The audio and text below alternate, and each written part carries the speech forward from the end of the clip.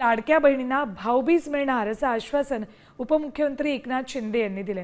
तसंच योजना कायम सुरू राहणार असंही ते म्हणालेत।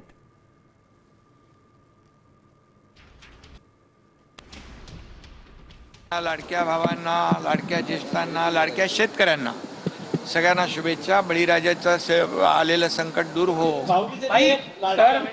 भाऊबीजेच्या वाट बघत म्हणजे ते लाडक्या बहिणींच्या भाऊबीज मिळणारच, भाऊबीज मिळणार आणि लाडकी बहीण योजना कायम सुरू राहणार। रोहित पवारांचं म्हणणं आहे की आरएसएसवर बंदी घालावा। ज्या पद्धतीने कर्नाटक सरकारने आरएसएसवर बंदी घातली, त्याप्रमाणे महाराष्ट्रामध्ये कॉलेज आणि इतर ठिकाणी आरएसएसचे लोक घुसते आहेत, ते कुठेतरी कॉलेजमध्ये वातावरण खराब करण्याचा प्रयत्न करतात। खरं म्हणजे अशा प्रकारचं वक्तव्य हे दुर्दैवी आहे आणि निषेधार्ह आहे।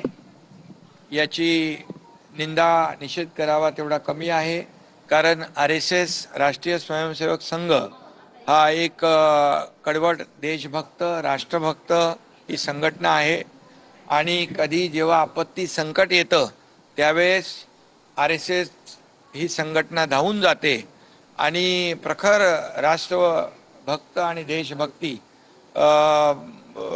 वर काम करणारं हे RSSचं संघटन आहे। आणि खरं म्हणजे अशा RSS वर बंदी घालावी असं म्हणणं अतिशय दुर्दैवी आहे, अतिशय चुकीचं आहे।